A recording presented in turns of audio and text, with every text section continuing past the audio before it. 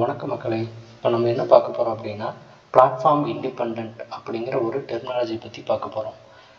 ஒரு computer programming language எடுத்திங்கன்னா இந்த ஒரு வார்த்தையை நீங்கள் கிராஸ் பண்ணாமல் வர முடியாது.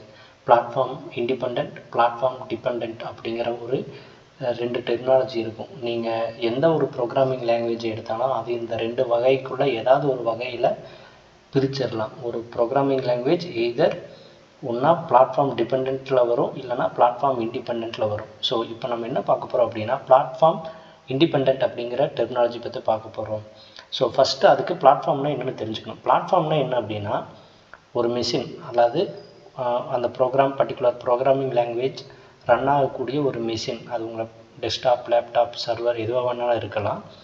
அந்த பர்டிகுலர் லேப்டாப், சர்வர், டெஸ்க்டாப்பில் ரன் ஆகக்கூடிய ஆப்ரேட்டிங் சிஸ்டத்தை தான் நம்ம பிளாட்ஃபார்ம்னு சொல்லுவோம். அதில் தான் அந்த பர்டிகுலர் ப்ரோக்ராமிங் லாங்குவேஜ் வந்துட்டு ரன் ஆகும்.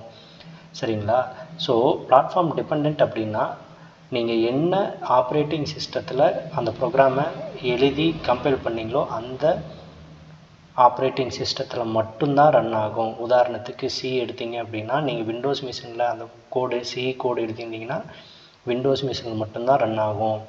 அதுலேயுமே 64 பிட் 36 பிட் அல்லது வந்து 32 பிட் ஆர் 64 பிட்னா அந்த பர்டிகுலர் அந்த ஆப்ரேட்டிங் சிஸ்டம் ஆர்கிடெக்சரில் மட்டும்தான் ரன் ஆகும்.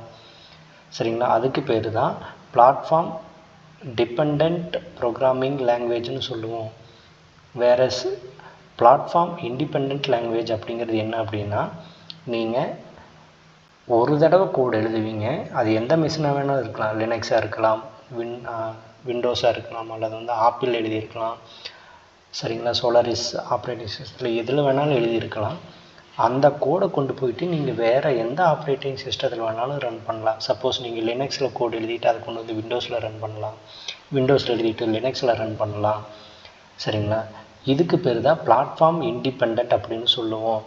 ஸோ இது எப்படி அச்சீவ் பண்ணுறாங்க அப்படின்னு பார்த்தீங்க அப்படின்னா உங்களுக்கு நீங்கள் எழுதுகிற கோடை டைரெக்டாக கம்பைல் பண்ணி அதை வந்துட்டு என்ன பண்ணியிருப்பாங்க அப்படின்னா ஒரு ஆப்ஜெக்ட் அல்லது ஒரு பைனரி ஃபார்மாக மாற்றிருப்பாங்க. அதுக்கு பேர் என்ன சொல்லுவாங்கன்னா பெரும்பாலும் ஆப்ஜெக்ட் கோடுன்னு சொல்லுவாங்க.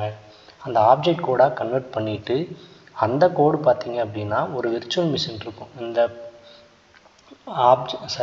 பிளாட்ஃபார்ம் இண்டிபெண்ட் லாங்குவேஜஸ் எல்லாமே பார்த்தீங்கன்னா ஒரு விர்ச்சுவல் மிஷினில் தான் ரன் ஆகும். அந்த விர்ச்சுவல் மிஷின் என்ன பண்ணுன்னா நீங்கள் சொல்கிற அந்த பர்டிகுலர் ஃபார்மேட்டை ரெகக்னைஸ் பண்ணி அது பிரிச்சுக்கும், அல்லது வந்து அது புரிஞ்சுட்டு அதுக்கு மேலே அதை ரன் பண்ணும். ஸோ அதனால தான் அவங்க வந்து அந்த பிளாட்ஃபார்ம் இண்டிபெண்ட்டுங்கிற கான்செப்டை அச்சீவ் பண்ண முடிஞ்சுது. ஸோ இதுதான் ரொம்ப ப்ரீஃபாக சொன்னோம் அப்படின்னா இதுதான் பிளாட்ஃபார்ம் இண்டிபெண்ட் அப்படிங்கிற அந்த டெர்மினாலஜியோட ஆக்சுவல் மீனிங்.